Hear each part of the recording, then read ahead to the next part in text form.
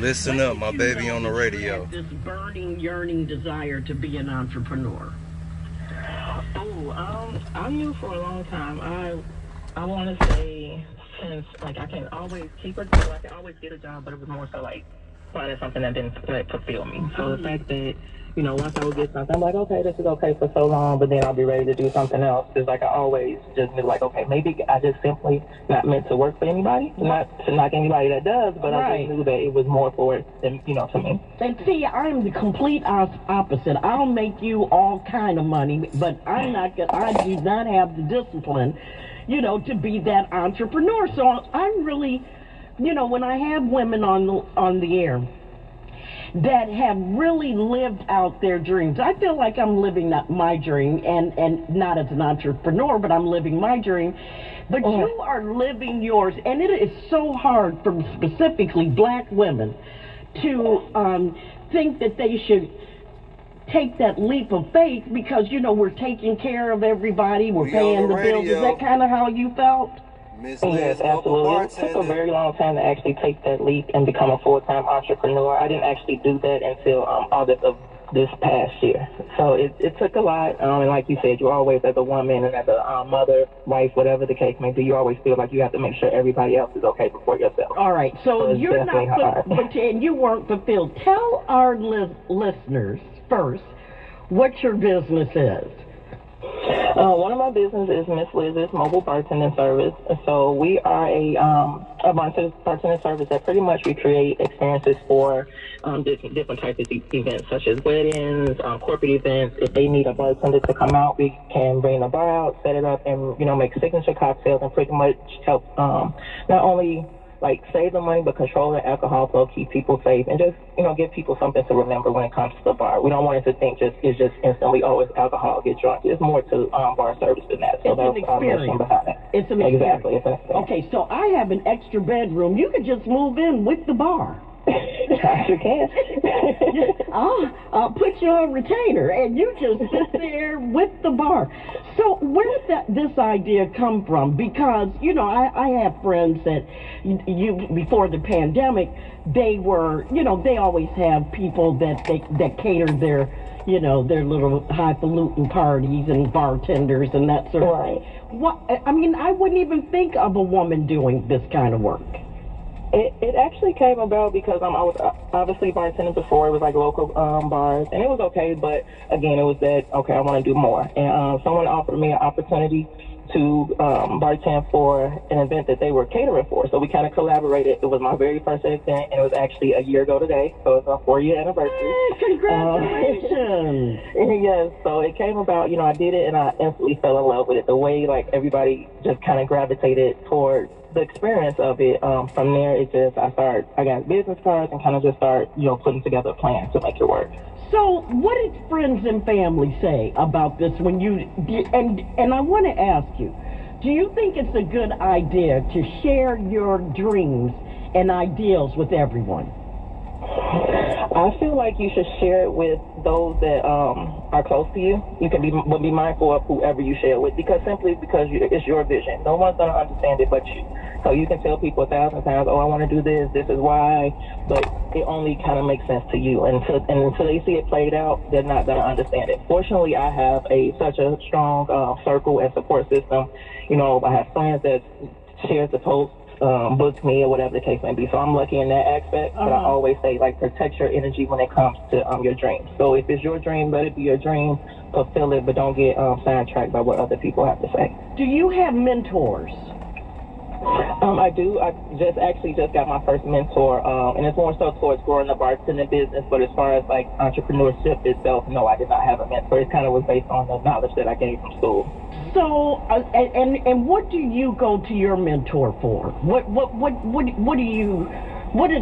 does Miss Liz require from her mentor? What do they help you with? Right now, Miss Liz requires from her mentor that to help me with the mental aspect of being an entrepreneurship, because it's hard. Okay. It's so easy to get discouraged, to fall into anxiety, depression, especially, as women, as, black people, we kind of shy away from the mental health, but being an entrepreneur being an entrepreneur, it can really truly affect you mentally. So my sole purpose of my mentor right now is to kind of help me overcome those things that, that I didn't see coming, because it's year 4, so it's growing, everything's kind of picking up fast. And, so she's helping with that aspect, putting processes in place and making sure I don't lose my mind. It is funny that you said this, because this is Mental Health Awareness Month. And I was watching The Talk yesterday, and they had Taraji Henson on, and others that were talking about mental health. They did it for the whole hour, and I'm going to be doing something like that next week. And I had no idea. I mean, Sharon Osbourne talked about how she tried to kill herself. One of the ladies was talking about how she saw herself taking daggers. And these are people that are doing what they love. What is it? When do you find like you're overwhelmed, and that's when you go to? But what are some of the times? Because these are people that have more money than God. The people that do the talk, Eve and all of them, and all of them. I'm thinking to myself, well, my goodness, I guess it's hard being on the top. When do you feel like you need to kind of use some tools to kind of, to get you back in your space? The crazy thing is, it's like it kind of happens. It can kind of be like random. Like you can be happy and like, oh yes, I got this book. Things are going well, then all of a sudden, like, I don't know, it's like, again, it's a mental thing. You kind of get into a slump, and you kind of have to remind yourself, like, don't go back to that place. It'll be okay.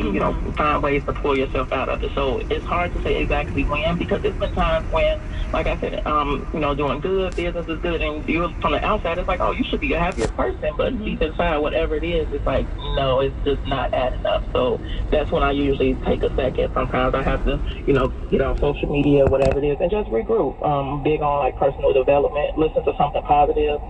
Speak affirmations, like all that really comes into play when I feel myself like getting down.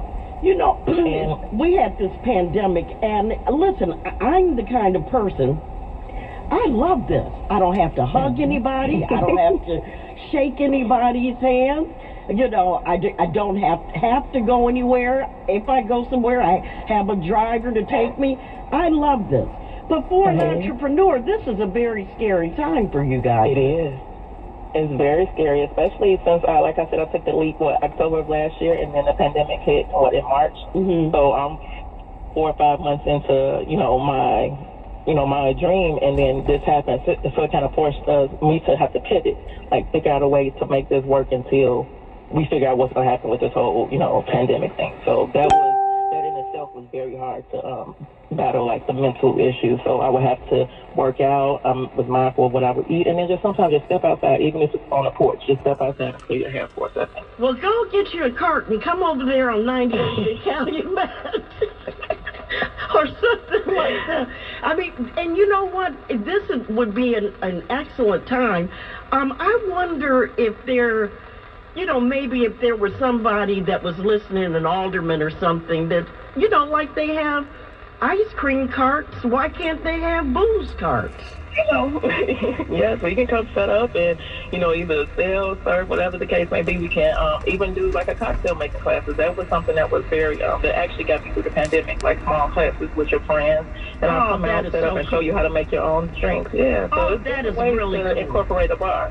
Now listen, guys, we're going to give you all of Miss Liz's information, because I know some of you are still having small gatherings, and Miss Liz would be the person, instead of you going out and buying a whole bunch of booze, you can let her, maybe make you a specialty cocktail or something like that. I think this is one of the greatest ideas ever. I love it. Thank you. And just let her come set up and so you're not wasting alcohol on people overpouring and over-serving themselves. Help us. We can keep control of all that for you. See, and leaving full cups of vodka, Tito's vodka. Exactly.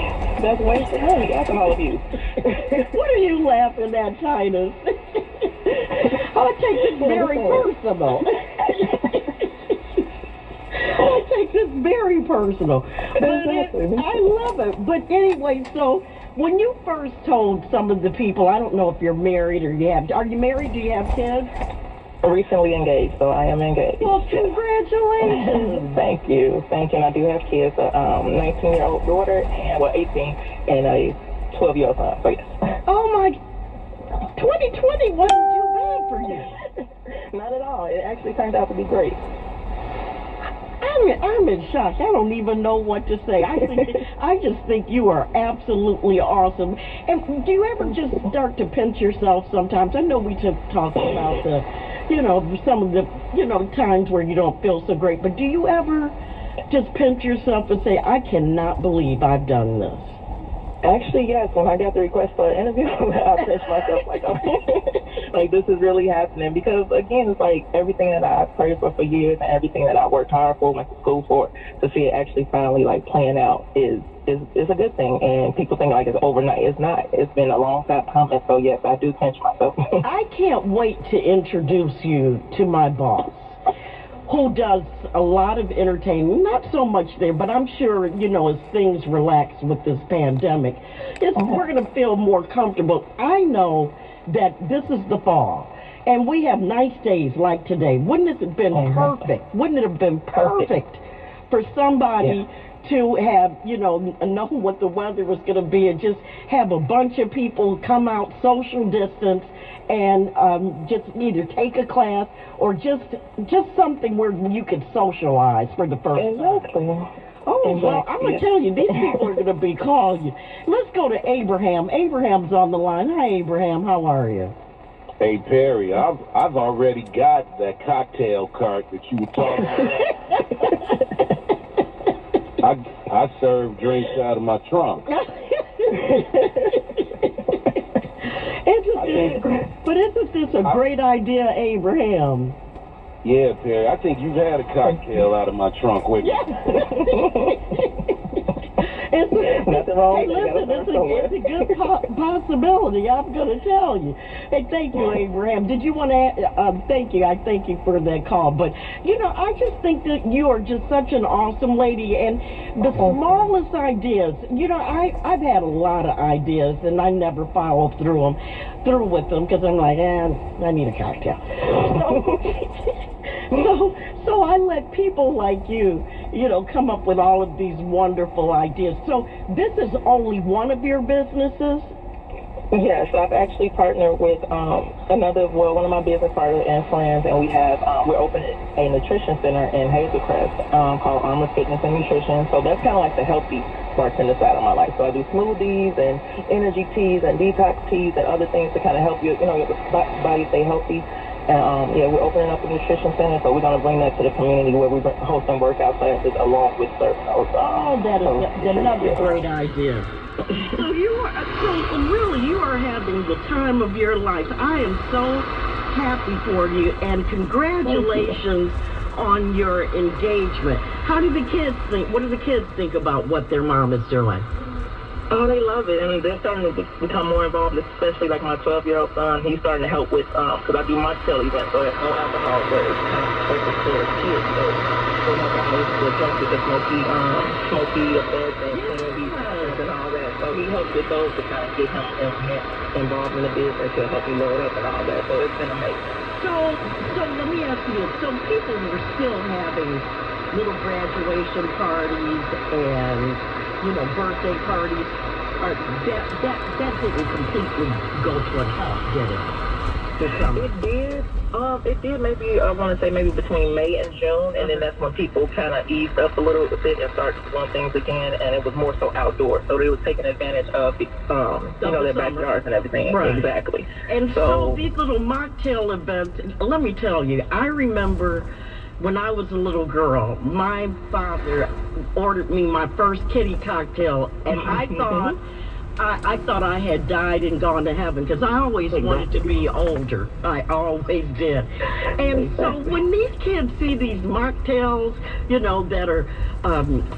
are smoking and colorful and all, what is the look on their face? Because they've never seen something like that before, have they?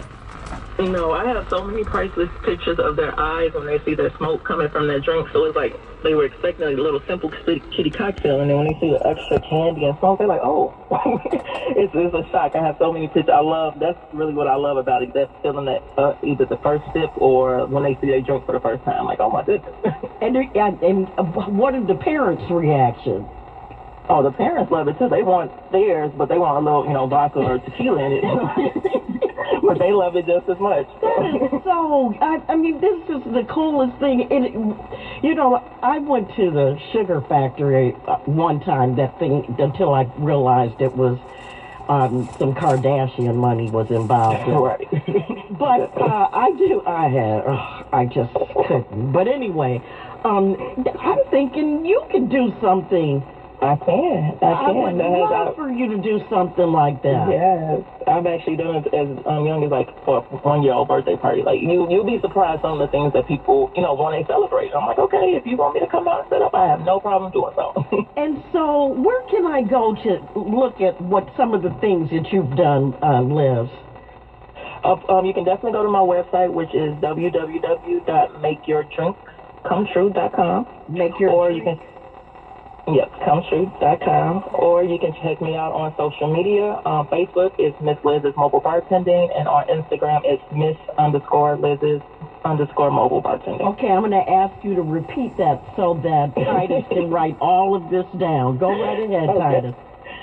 Okay, right, go ahead, Liz.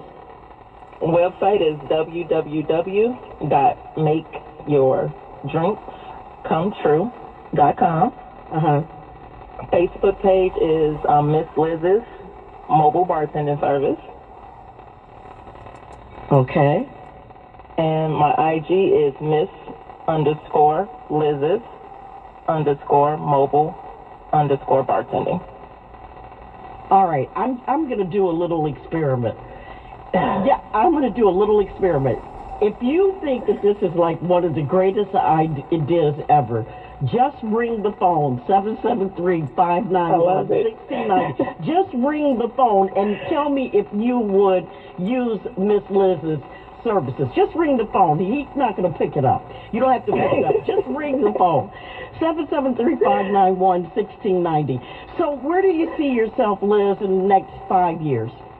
Oh, next 5 years, I actually want to help others pursue their dreams and grow their businesses, whether it's with a bartending service or just simply becoming an entrepreneur. So I currently host events that called pop-up shops. So we have different businesses come out, set up their tables, and then we invite the community out to come and support them. So we have one coming up on October 24th, actually. And again, it's to kind of help other businesses grow and get themselves out there. So that's really where I see myself. So tell our listeners again. Tell our listeners again what this event is. So, you're trying to help people, follow their dreams, right, and build their businesses. So give the information again one more time. It's called the Coldest Fall Ever Pop-Up Shop. We have over 15 different vendors, ranging from purses to skincare, to drinks, of course, food, and it's coming under one roof, which is at 741 East 75th Street on October 24th from 2 p.m. to 6 p.m. This is the coolest thing ever, and the phones are ringing off the hook. They think it's a great idea. Thank you. Liz, thank you so much. You should see these phones. They're crazy. We're on a bit of a delay, and they're ringing the phones. They love this idea. I think you are awesome sauce. Thank you. Really, what a pleasure to meet you, Liz, and continued success. And, you have been so inspirational about following your dreams. You're working for, bartending all these years and doing other stuff. And for you to come up with this idea was absolutely incredible. And I love this idea for the kids to get involved. Thank you. The phones are going crazy right now, I'm telling you. All right, I have a team behind me, so it doesn't matter how big the event is, we can take care of you. Well, thank you so much, and I can't wait to meet you, girl. Be on 98 and Calumet in the next 30 minutes. All right. Okay, don't burn me with a good time. All righty then. Candace, thank you so much. You did such a great job this week. Are you here Monday? Is Candace here Monday? I don't know. But anyway, thank her so much. And, oh, Jay, over there, you're really learning along and you're catching quick. And who knew you would have two